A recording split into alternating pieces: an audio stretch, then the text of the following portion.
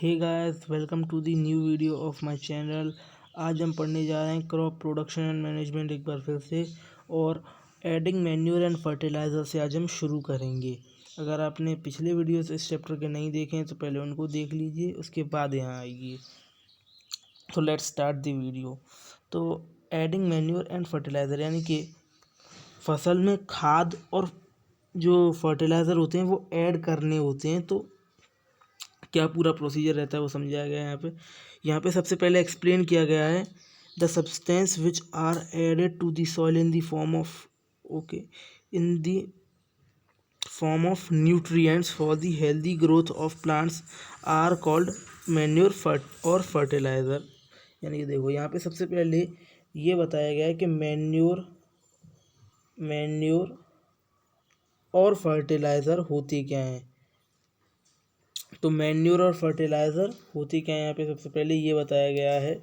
Manure और fertiliser क्या है कि जब हम अपनी फसल की जिस जगह पे हम फसल कर रहे हैं वहाँ उस मिट्टी में हम कोई भी ऐसा क्या कंपोनेंट अगर हम ऐड करते हैं उस मिट्टी में जिससे कि उसमें कोई न्यूट्रिएंट्स की बढ़ोतरी हो, तो वो या तो मैन्योर होता है या फिर वो होता है फर्टिलाइज़र। फर्टिलाइज़र और मैन्योर में अंतर क्या है मैं आपको समझा देता हूँ कि मैन्योर क्या होता है। मैन्योर आपका जो है फुल्ली ऑर्गेनिक होता है, इसका कोई भी साइड इफ़ेक्ट नहीं होता, और इसका फॉर्मेशन किससे होता है। इसका फॉर्मेशन होता है आपका काव डंग से, और आपका होता है डेड एनिमल्स से और डेड प्लांट्स से एटसेट्रा, ऐसी चीज़ों से इसका फॉर्मेशन होता है। वहीं बात करें अगर हम फर्टिलाइज़र की, तो वो इनऑर्गेनिक सब्सटेंस होता है फर्टिलाइज़र, और इसका फॉर्मेशन लैब्स में किया जाता है, लैब्स में। ठीक है, तो आगे बढ़ते हैं। Soil supplies minerals nutrients to the crop plants. Soil से ही जो क्रॉप प्लांट है, हमारी जो क्रॉप है, यहाँ पे दिया गया है कि सॉइल से ही उसको मिनरल्स मिलते हैं, पता ही है। तो इसमें आगे क्या कहा गया है कि these nutrients are essential for the growth of plant की ग्रोथ के लिए बहुत ज़रूरी न्यूट्रिएंट्स हैं। In certain areas farmers grow crop after crop in the same field. कुछ एरियाज़ में क्या होता है कि फील्ड में किसान एक फसल के बाद एक फसल पूरे साल फसल करते ही रहते हैं, उस खेत को कभी खाली नहीं छोड़ा जाता। कुछ एरियाज़ में क्या, मैक्सिमम एरियाज़ में यही होता है। तो आगे क्या है कि the field is never left uncultivated और फैलो, फील्ड को कभी भी खाली नहीं छोड़ा जाता। तो imagine what happens to the nutrients. तो ये सोचो कि न्यूट्रिएंट्स का मतलब क्या होता है। देखो, जो क्रॉप प्लांट होंगे वो न्यूट्रिएंट्स को मिट्टी में से निकाल लेते हैं, और अगर पूरे साल फसलें होती ही रहती हैं तो पूरे साल वो प्लांट्स जो न्यूट्रिएंट्स खींचेंगे तो मिट्टी में न्यूट्रिएंट्स कम हो जाते हैं। तो फिर ऐसे में क्या होता है, यहाँ पे क्या है कि ऐसे में क्या है कि हमें मैन्योर डालने की ज़रूरत पड़ती है। यहाँ पे आगे दिया गया continuous cultivation of crops make the soil poor in nutrients. जैसा कि मैंने आपको बताया था कि अगर हम हमेशा उसमें फसल करते रहते हैं तो फिर जो उसमें न्यूट्रिएंट्स हैं उनकी कमी आ जाती है। इसलिए क्या होता है, therefore farmers have to add manure to the fields to replenish the soil with the nutrients. इसलिए फार्मर्स को यहाँ पे न्यूट्रिएंट्स को वापस लाने के लिए मैन्योर और फर्टिलाइज़र ऐड करने की ज़रूरत होती है। और देखो यहाँ पर मैं आपको ये चीज़ शॉर्ट में समझा देता हूँ, क्योंकि इसमें पूरे में ही ये ही दिया गया है, और अगर मैं इतना पूरा पढ़ के बताऊँगा तो वीडियो ज़्यादा लंबा हो जाएगा, और अच्छा रहेगा कि आप इसे कम में ही समझ लें। उसमें पूरी बात मैं आपको बता दूँगा कि देखिए, जब भी रिप्लेनिशमेंट की बात आए, मतलब कि न्यूट्रिएंट्स कम हो जाते हैं जो फसल करने के कारण उसको अगर हम न्यूट्रिएंट्स हमको वापस ऐड करने हैं मिट्टी के अंदर, तो दो प्रोसीजर्स होते हैं, दो तरीके आपके होते हैं। पहला तो होता है भाई एडिंग मैन्योर एंड फर्टिलाइज़र, यानी कि मैन्योर और फर्टिलाइज़र ऐड कर दिया जाए, ठीक है। और दूसरा आपका क्या होता है, दूसरा एक और प्रोसीजर होता है जो कि होता है क्रॉप रोटेशन। तो इन दोनों ही प्रोसीजर्स को मैं यहाँ पे आपको दिखा देता हूँ एक बार कि देखिए। इसके बाद आपका क्रॉप रोटेशन यहाँ पे दिया गया है, ये जो दिया गया है ये क्रॉप रोटेशन यहाँ पे दिया गया है, और ये काफ़ी लंबा यहाँ पे क्रॉप रोटेशन और मैन्योर फर्टिलाइज़र का ही काफ़ी टाइम तक दिया गया है, जिसमें कि बहुत ज़्यादा कुछ नहीं है। तो इसलिए मैं आपको इसको थोड़ी देर में समझा देता हूँ, जिससे कि ईज़िली आपको समझ में भी आ जाएगा और ज़्यादा दिक्कत नहीं होगी। तो फर्टिलाइज़र और मैन्योर क्या क्या है कि मैन्योर जो होता है वो आपका ऑर्गेनिक सब्सटेंस होता है और फर्टिलाइज़र इनऑर्गेनिक होता है, ये तो मैं आपको बता ही चुका हूँ। इसके अलावा अगर हम बात करें तो जो मैन्योर होता है उससे क्या होता है, एक कंटेंट होता है आपकी सॉइल का ह्यूमस, जिसको क्या कहते हैं, ह्यूमस कहते हैं, जो कि आपने पिछली क्लासेस में पढ़ा भी होगा, जिससे जो कि फसल के लिए काफ़ी ज़रूरी होता है। ये ह्यूमस कंटेंट होता क्या है कि ह्यूमस जो होता है वो हमारे जो सॉइल के अंदर डेड माइक्रोब्स और वीकेंड माइक्रोब्स होते हैं और जो भी कीड़े मकोड़े होते हैं उनसे जो कंटेंट बना हुआ होता है वो होता है ह्यूमस, जो कि प्लांट की ग्रोथ के लिए और उर्वरक शक्ति के लिए मिट्टी की काफ़ी ज़रूरी चीज़ होती है। तो इस चीज़ को जो है ऐड करता है मैन्योर। वहीं दूसरी तरफ अगर हम बात करें फर्टिलाइज़र की अगर हम बात करेंगे तो फर्टिलाइज़र में क्या होता है,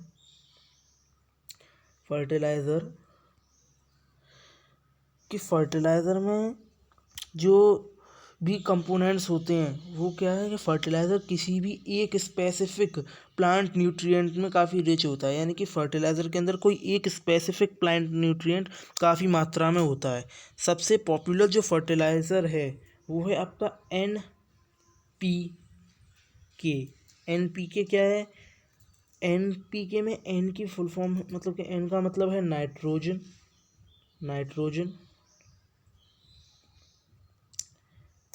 P का मतलब है फॉस्फोरस,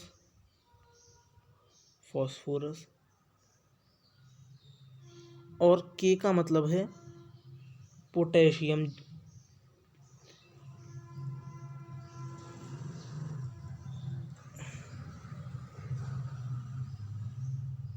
तो ये होता है NPK, काफ़ी पॉपुलर एक आपका कह सकते हैं फर्टिलाइज़र है। NPK के अलावा आपका यूरिया भी एक काफ़ी पॉपुलर फर्टिलाइज़र है, काफ़ी ज़्यादा यूज़ होता है। तो ये फर्टिलाइज़र होते हैं ये इनऑर्गेनिक होते हैं, यानी कि ये स्पेसिफिक न्यूट्रिएंट में काफ़ी रिच होते हैं। तो अगर इनको हम बहुत ज़्यादा ऐड करेंगे मिट्टी में तो एक स्पेसिफिक न्यूट्रिएंट की मात्रा बहुत ज़्यादा बढ़ जाती है, इसलिए ज़्यादा ऐड करना भी फर्टिलाइज़र अच्छा नहीं होता।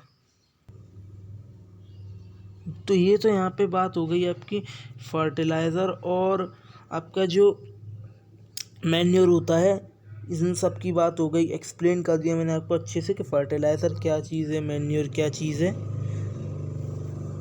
अब अगर हम आगे बात करते हैं तो यहाँ पे आगे एक चीज़ और दी गई है कि जो फर्टिलाइज़र होता है वो लेबोरेटरीज़ में बनता है। ये शायद मैंने आपको नहीं बताया, लेबोरेटरीज़ में बनता है। और जो आपका बनता है मैन्योर, वो आपका काव डंग से और डेड एनिमल्स से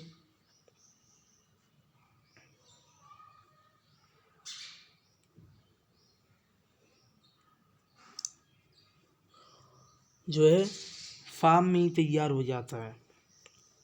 ये चीज़ ठीक है। आगे हम बात करें तो यही बात दी गई थी। इसके अलावा एक चीज़ और होती है क्रॉप रोटेशन। ये तो हमने बात कर ली मैन्योर और फर्टिलाइज़र की। इसके अलावा एक चीज़ होती है क्रॉप CROP रोटेशन। अब बात करते हैं उसकी। तो क्रॉप रोटेशन क्या होता है कि देखो, कुछ ऑर्गेनिज्म होते हैं, आपने एक बैक्टीरिया पढ़ा होगा पिछली साल, राइजोबियम बैक्टीरिया। पिछली साल की मतलब कि 7th क्लास की और 8th क्लास की NCERT में भी आया हुआ है। तो पिछले 2 साल से आपने पढ़ा ही होगा, पिछले साल और इस साल। तो ये राइजोबियम बैक्टीरिया क्या होता है कि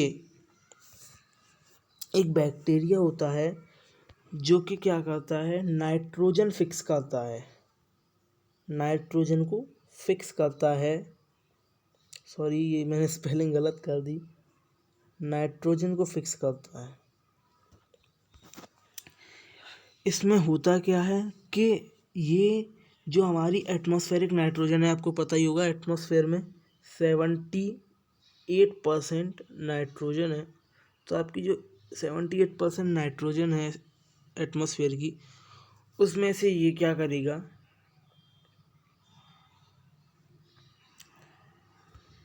उसमें से ये जो भी नाइट्रोजन होती है उसको नाइट्रोजनस कंपाउंड्स में बदल देता है, नाइट्रोजनस कंपाउंड्स में चेंज कर देता है। और देन उसके बाद क्या होता है, उस नाइट्रोजनस कंपाउंड में चेंज हुई नाइट्रोजन को यूज़ कर लेते हैं हमारे प्लांट्स, जो कि क्रॉप प्लांट्स हमारे होते हैं। और ये जो बैक्टीरिया है ये मेनली लेग्यूमिनस प्लांट्स जो आपके होते हैं, लेग्यूमिनस प्लांट्स, लेग्यूमिनस प्लांट्स कौन से प्लांट्स होते हैं, जो आपके दाने वाले प्लांट्स। फॉर एग्जांपल से आपको समझाता हूँ, जैसे आपकी पी है मटर, और आपका ग्राम है चना, तो इस और आपका हो गया एक सोयाबीन है।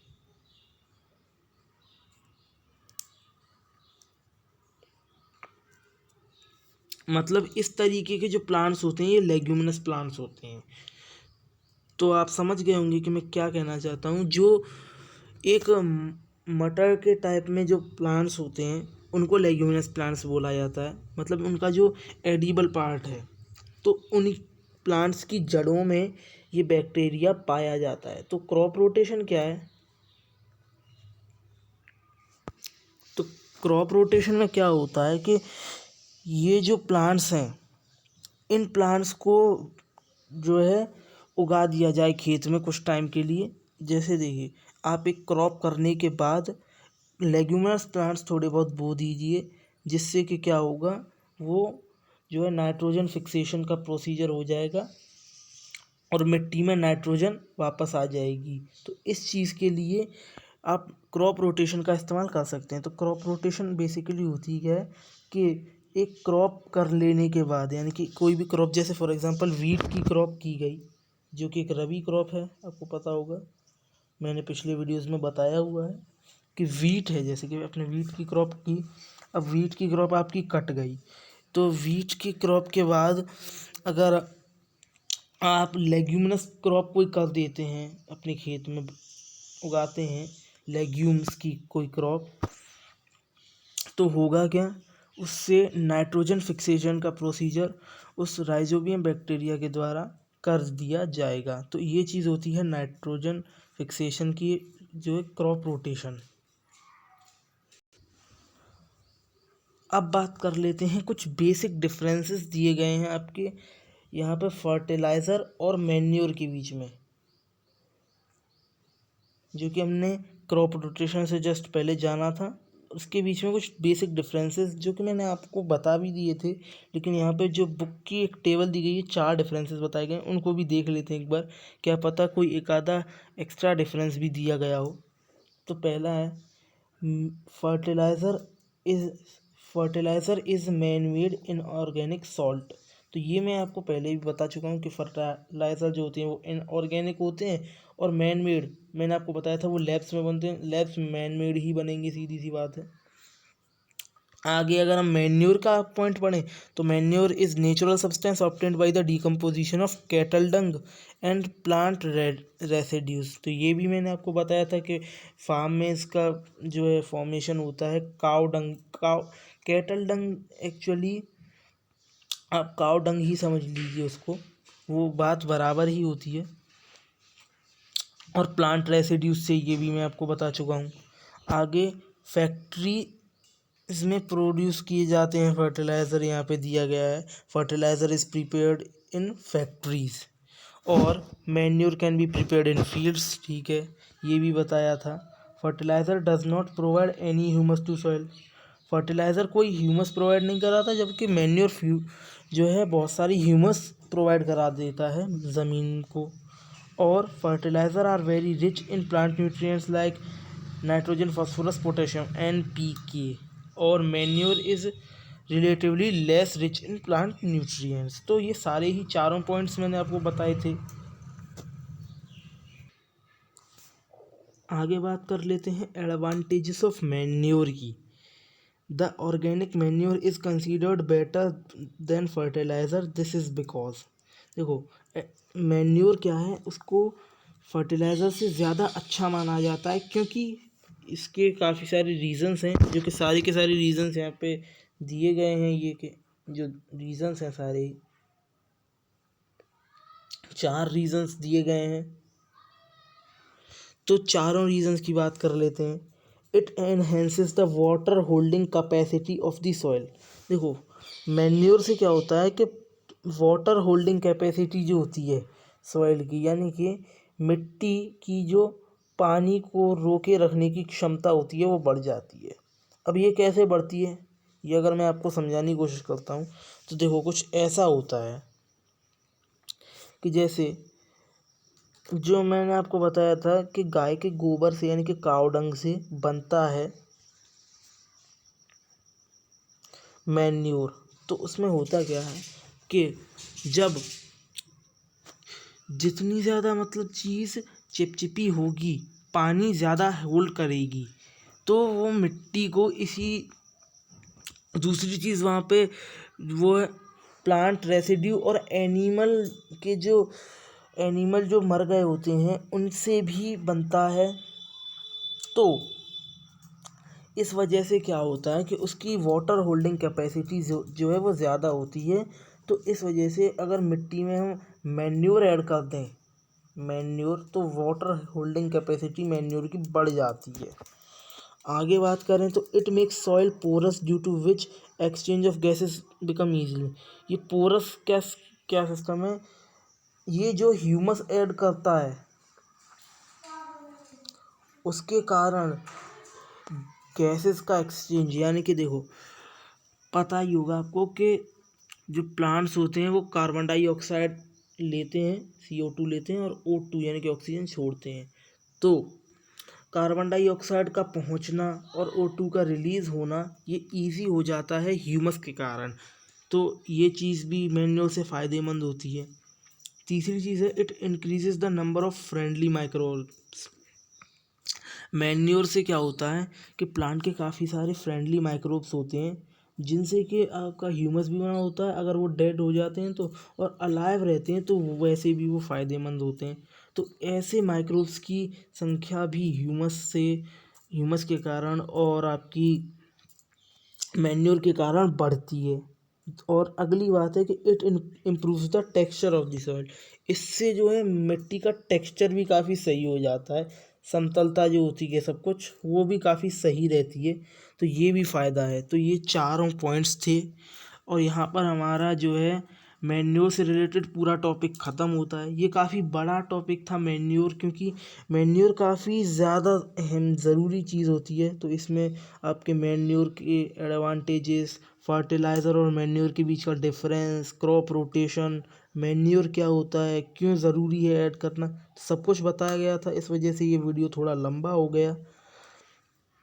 बाकी अब जो बचा हुआ है आपका इरिगेशन, वीडिंग और स्टोरेज वगैरह, ये सब काफ़ी मतलब छोटी छोटी चीज़ें हैं। और अगले वीडियो में यानी कि 5th पार्ट में ये चैप्टर ख़त्म हो जाएगा और उसके बाद हम आपके लिए इसकी एक्सरसाइज और क्वेश्चन आंसर्स ले आएंगे। तो तब तक के लिए बाय, जय हिंद।